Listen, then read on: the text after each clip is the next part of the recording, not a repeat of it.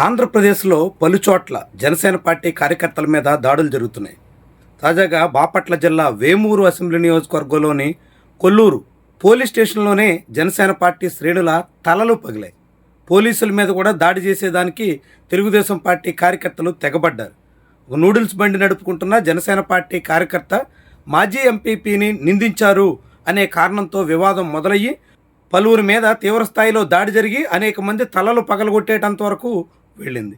ఈ ఉదంతం ఒకవైపు సాగుతుండగానే దానికన్నా కొన్ని వారాల ముందు మచిలీపట్నంలో జనసేన పార్టీ కార్యకర్త ఒకరి ఇల్లు కూల్చేశారు. కొబ్బరి తోటలో నివాసం ఉంటున్న జనసేన పార్టీ కార్యకర్త ఇల్లు కూల్చివేసినటువంటి ఘటన అప్పట్లో చాలా పెద్ద స్థాయిలో కలకలం రేపింది. ఆ ఘటనలో వైఎస్ఆర్సీపీ నేతలు జనసేన పార్టీ కార్యకర్తకు అండగా నిలబడ్డారు. నేరుగా పేరు నాని ఆయన తనయుడు ఆ ఇల్లు ధ్వంసం చేస్తున్నటువంటి చోటకెళ్ళి నిరసన తెలిపే ప్రయత్నం చేశారు. ఇలాంటి ఘటన మీద తాజాగా ఎంపీ బాలశౌరి అక్కడి మున్సిపల్ కమిషనర్ని నిలదీశారు. ఈ వీడియో ఇప్పుడు వైరల్ అవుతుంది. బాలశౌరి ఏమన్నారో ఆ మున్సిపల్ అధికారి ఏం చెప్తున్నారో వినండి. సరే, ఇప్పుడు నాకు ఇది చెప్పండి. మీరు మొన్న ఒక ఇల్లు కూల్చేశారు. ఆ ఇల్లు అది ప్రైవేట్ ప్రాపర్టీ. సో కోర్టు నుంచి ఇల్లు కూల్చేయమని మీకు ఏమన్నా ఆదేశాలు ఏమన్నా ఉన్నాయా, లేదా ఎవరు డెసిషన్ తీసుకొని కూల్చేశారు? మీరు అంతటా మీరు డెసిషన్ తీసుకున్నారా, లేదంటే మీకేమైనా కోర్టు ఆదేశాలు ఉన్నాయా ఇల్లు కూల్చమని? మరి మీరు ఎందుకు కూల్చారు? ఎవరు ఇచ్చారు మీకు ఆ ఆర్డర్స్? చెప్పండి. See that is responsibility. ఇప్పుడు సివిల్ సొసైటీ మొత్తం భయపడిపోతుంది మచిలీపట్నంలో. ఇప్పుడు పోలీసుల వాళ్ళకి ఎవరు రాశారు లెటరు? మీరు రాశారా? వాళ్ళు ఏ బేసిస్ మీద మీకు 200 మందిని పోలీసులను పంపించారు? See you are a responsibility officer. మీరు సొసైటీకి మీరు ఆన్సర్ చెప్పాలా కమిషనర్ గారు. You can't hide it. మీకు కోర్టు ఏమన్నా ఆదేశాలు ఇచ్చిందా, లేదా పై అధికారులు మీకేమన్నా ఆదేశాలు ఇచ్చారా? ఎవరు మీ పోలీసులు 200 మంది పోలీసులు ఆ ఇల్లును గోల్చడానికి ఎట్లా వచ్చారు? మీరు రిటర్న్గా ఇచ్చారా? ఇంటే నాకు కాపీ ఇవ్వండి. వాళ్ళు ఏ బేసిస్ మీద పోలీసులు 200 మంది వచ్చారు ఆ ఇంటి దగ్గరికి? చెప్పండి సార్, ఏ బేసిస్ మీద మీరు పడగొట్టారు? ఆర్డర్స్ ఎవరు ఇచ్చారు? చెప్పాలి మీరు.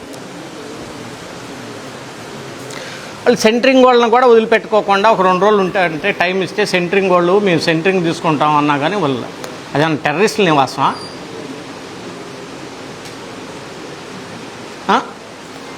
ఏమన్నా నక్సలైట్లు ఉంటున్నారా, టెర్రరిస్టులు ఉంటున్నారా ఇల్లు?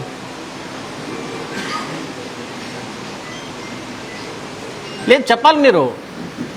అలా నిలబడితే కుదరదు, ఆన్సర్ చెప్పాలి దానికి. ఇల్లు కూల్చేయటం అంటే it's not a small issue. చిన్న విషయం కాదు అది. ఇల్లు కూల్చటం అనేది స్మాల్ ఇష్యూ కాదు.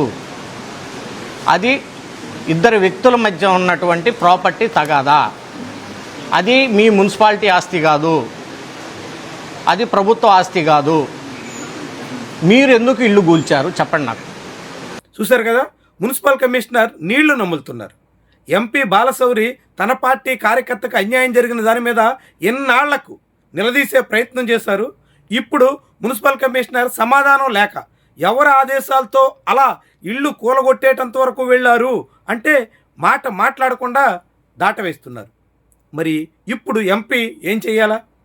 ఆ ఘటనకు కారకుడెవరు అన్నది ఆరా తీస్తే మచిలీపట్నంలో అందరికీ తెలుసు.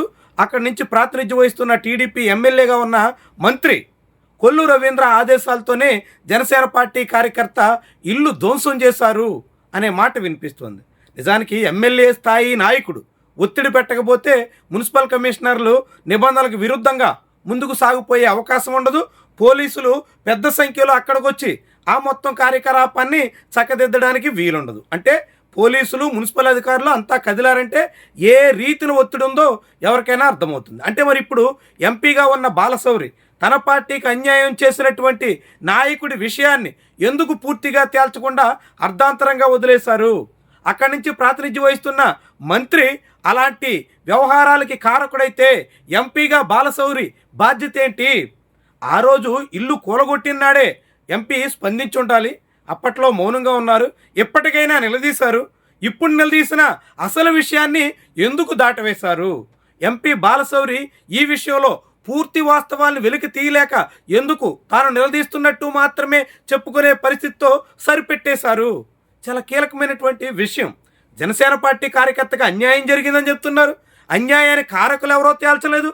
పోనీ అన్యాయానికి గురైన ఆ కార్యకర్తకి నష్టపరిహారం ఏంటి అన్నది కూడా ప్రకటించలేదు. అంటే విషయాన్ని జస్ట్ కెలికి వదిలేసే దిశలో బాలశౌరి పరిమితం అయిపోయారా? తాను చాలా గట్టిగా నిలదీస్తున్నట్టు జనానికి చెప్పుకోవడానికి మాత్రమే ఆయన సంతృప్తి పడిపోయారా? జనసేనలో ఉన్నటువంటి అసంతృప్తిని చల్లార్చడమే తన బాధ్యతగా ఆయన పరిమితం అయిపోయారా? నష్టపోయినటువంటి కార్యకర్తకి న్యాయం చేసే విషయంలో కానీ, ఆ నష్టానికి అసలు కారకులు ఎవరన్నది బయటికి వెలికి తీయడంలో కానీ ఎంపీ ఏమాత్రం చొరవ చూపలేదు. అంటే అందరికీ తెలిసి బాహాటంగానే అక్కడ మంత్రిగా ఉన్న కొల్లు రవీంద్ర సాగిస్తున్నటువంటి వ్యవహారాలతో జనసేన పార్టీ తీవ్రంగా నష్టపోతుంది.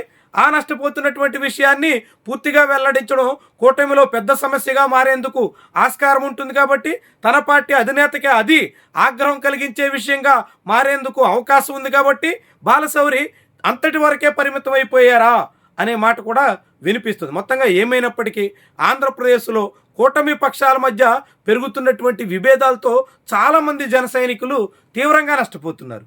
అనేక రకాలుగా ఎమ్మెల్యేలు మంత్రుల తాకిడితో తల్లడిల్లిపోతున్నారు. మరి ఇలా పరిస్థితి ఆ పార్టీ శ్రేణులకు ఎన్నాళ్ళు ఉండాలి? ఇలా ఎంతకాలం అని సర్దుకుపోవాలి? ఇదే జనసేనలో చాలామంది నుంచి వినిపిస్తున్న ప్రశ్న.